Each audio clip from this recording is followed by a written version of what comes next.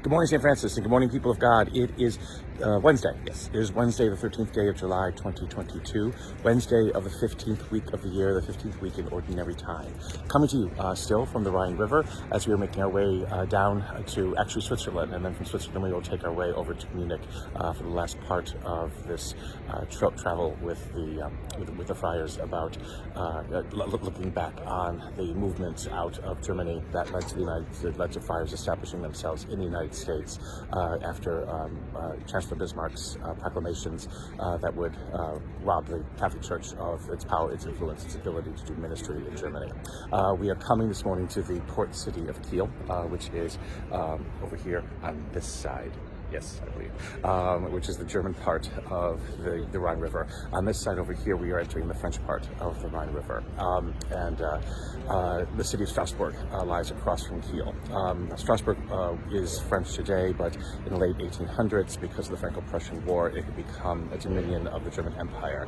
So the friars, again, seeking a place to go or a place to stay, as they were being told to leave Germany, tried to establish themselves in Strasbourg, but unfortunately were unable to do so because it had become a German city. And so again, that's what leads to more movement out of Germany itself and then eventually into the Americas. Again, it's the industrial part of the Rhine River, again, it's quite beautiful on this morning.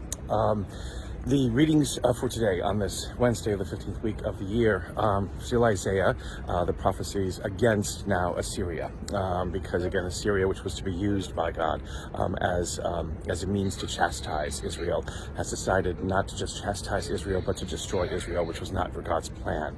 And so basically God speaks in anger against Assyria, and will not say that everything it tried to do to bring profit to itself or to try to extend its influence or to show how powerful it is now going to come to ruin, because again, while God can use things to chastise or perhaps to punish or perhaps to correct us, when those things decide to go awry or on their own, they are no longer doing God's will, and because of that, they will need to find their own punishment themselves.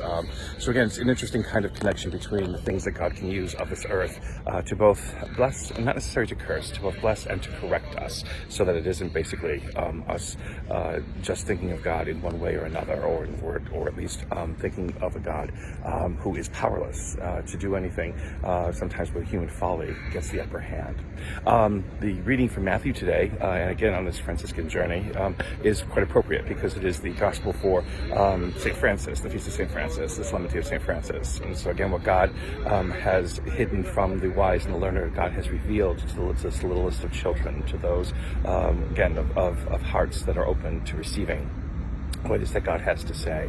Again, just because you know or think you know everything that there is to know about faith, or that you practice all kinds of wonderful devotions and pieties, doesn't necessarily mean that you understand the will of God, which is always, again, a very interesting kind of dynamic, a very interesting statement that Jesus makes in this passage from Matthew's Gospel.